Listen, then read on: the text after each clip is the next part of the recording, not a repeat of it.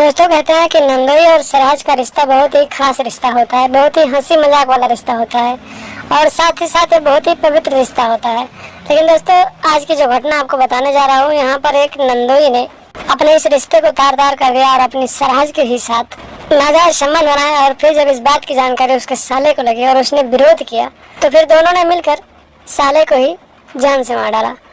क्या है पूरी कहानी दोस्तों, वीडियो में आगे बताएंगे, बस आप लोग हमारे वीडियो में अंत तक जरूर बने रहें। उससे पहले दोस्तों आप लोगों से एक रिक्वेस्ट है कि आप लोग अभी तक अगर हमारे चैनल को सब्सक्राइब नहीं किए हैं तो कृपया चैनल को सब्सक्राइब कर लें और वीडियो को एक लाइक जरूर कर दें ताकि ये वीडियो और लोगों तक पहुँचता रहे।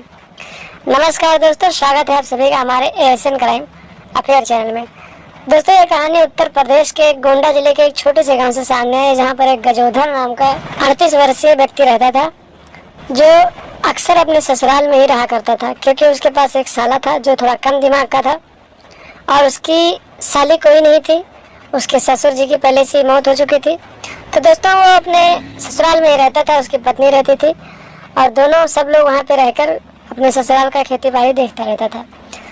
दोस्तों धीरे धीरे उसके साले की शादी हो गई और उसकी एक सरहज भी घर में आ गई। दोस्तों सरहज बेहद ही खूबसूरत और बेहद ही नौजवान थी। तो जब नंदोई की नज़र सरहज पर पड़ी तो उसकी नीयत फिसलने लगी और दोस्तों मन ही मन वो अपनी सरहज के साथ नाजायज रिश्ते बनाने के बारे में सोचने लगा।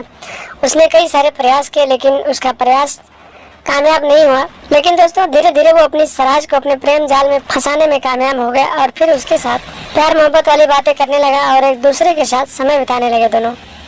दोस्तों धीरे धीरे दोनों का ये प्रेम प्रसंग इतना आगे बढ़ा कि दोनों ने अपने रिश्ते को तार तार कर दिया और एक दूसरे के साथ नाजायज रिश्ते स्थापित करने लगे। ऐसे ही 1-2 महीने चलते गए। दोस्तों एक दिन की बात है, रात के करीब 12 बज रहे थे। सरहज अपने रूम से उठी और सीधे अपने नंदोई के कमरे में पहुंच गई और दोनों 61-62 वाला प्रोग्राम स्टार्ट कर दिए। तभी दोस्तों साले की नींद खुल गई और वो अपनी पत्नी को खोजते खोजते अपने जीजा के कमरे में पहुँच गए, जहाँ पर उसकी बहन नहीं थी क्योंकि उसकी बहन अपनी माँ के साथ दूसरे कमरे में लेटती थी। दोस्तों जब वो वहाँ पहुँचा तो उसने देखा कि उसकी पत्नी अपने नंदोई को उठा उठा कर दे रही थी और उसके साथ 61-62 वाला गेम खेल रही थी। दोस्तों जब इतना सीन उसके साले ने देखा तो वो आग बबूला हो गया और फिर वो वहाँ से चुपचाप चला आया और अपने रूम से आकर एक लाठी उठाया और फिर उस कमरे में पहुँचा और फिर अपनी पत्नी और अपने जीजा दोनों को मारने लगा। दोस्तों जब 2-3 लाठी उसने मारा उसके बाद उसका जीजा उठा और फिर उसने अपने साले के साथ हाथापाई शुरू कर दी और फिर देखते ही देखते दोनों का झगड़ा इतना आगे बढ़ गया दोस्तों कि नंदोई और सरहज ने मिलकर साले को ही मौत के घाट उतार दिया और फिर आधी रात को ही वहाँ से दोनों फरार हो गए। दोस्तों जब सुबह हुई, ननद को जब पता चला कि उसकी भाभी और उसका पति घर में नहीं है और उसके भाई की लाश घर में पड़ी है तो उसने तुरंत पुलिस को फ़ोन किया और मौके पर पुलिस पहुँच गई। पुलिस ने लाश को कब्जे में लिया और पंचनामा करके पोस्टमार्टम के लिए भेज दिया और फिर आगे की कार्रवाई करने लगी। दोस्तों लगभग 2 दिनों बाद पुलिस ने सरहज और नंदोई को हिरासत में लिया और पूछताछ करने लगी।